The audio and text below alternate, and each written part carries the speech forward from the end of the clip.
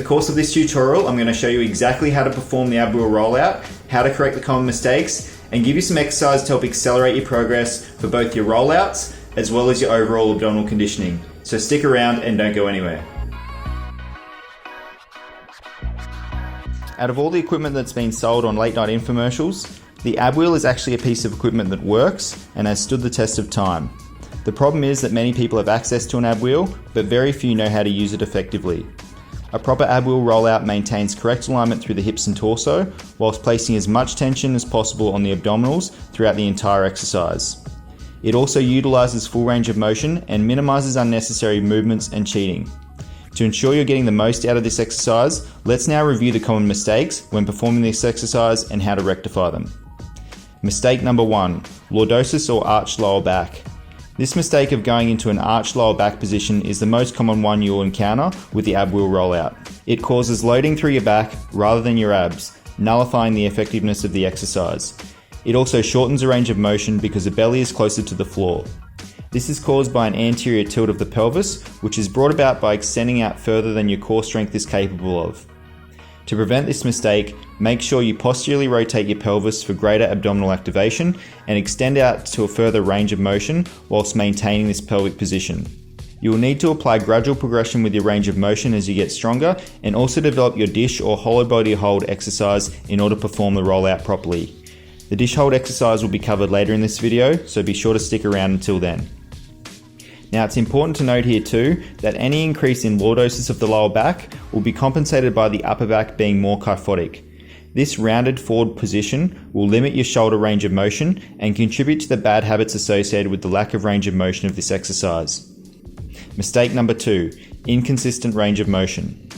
Going out far for some reps and then shortening your range of motion for others will not help you consistently get stronger ab wheel rollouts. It is also very hard to have an accurate gauge of progress if your range of motion is inconsistent. A good tip to implement is to measure the distance between your knees and the end range of the roller and use a stop to aim for. This could be simply a wall or a weight plate that you touch every rep.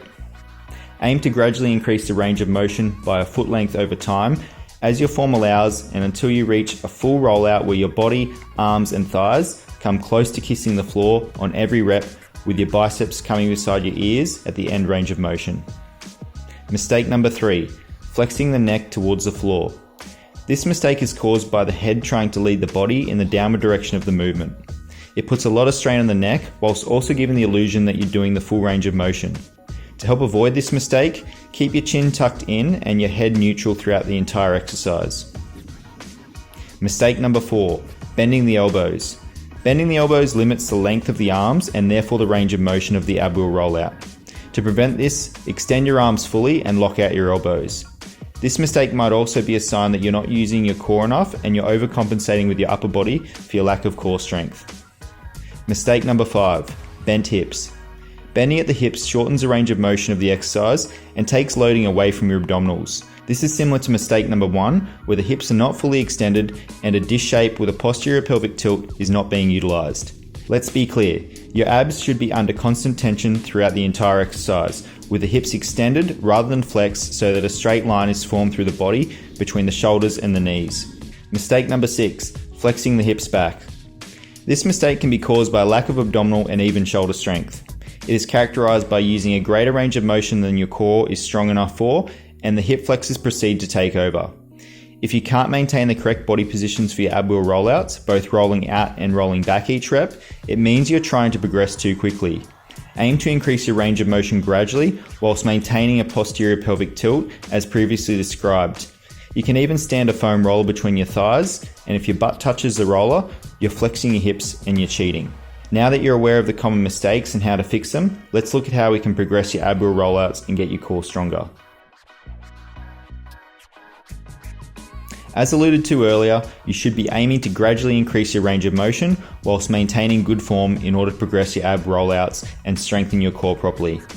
To do this, it's best to aim for some sort of marker that is placed further and further away as you get stronger and stronger. A good practice is to do 3 sets of 12 reps twice per week with good form, and then move the marker another foot away and build up to 3 sets of 12 again. If you're adding a rep to each set each week, you're progressing well. There are also some assistant exercises that will serve you well if you're trying to perform an ab rollout. I consider the dish hold, which I mentioned earlier, as a foundational exercise that needs to be mastered in order to achieve a proper ab wheel rollout. For guidance on how to correctly perform the dish hold, see our complete tutorial which you can access via the link within the description to this video. Another great assistance exercise for the ab rollout is the plank walkout. Controlling the motion backwards in the ab wheel rollout is the hardest part of the exercise. A plank walkout really helps with this action as it conditions your core to hold tight whilst also teaching you to keep your hips in alignment as you move your body into an extended range of motion. Plank walkouts will also help condition your shoulders for the demands of the ab wheel rollout as well. Just like with your rollouts though, make sure you maintain extended hips, a posterior pelvic tilt and an engaged core when you execute the plank walkout. 3 sets of 6 to 8 reps should be ample, with a gradual increase in range of motion for this exercise as you maintain correct form. And there you have it. If you avoid the common mistakes and apply the corrections and progress your ab wheel rollout as advised, you'll be well on your way to a full and proper ab wheel rollout and a rock hard core in the process.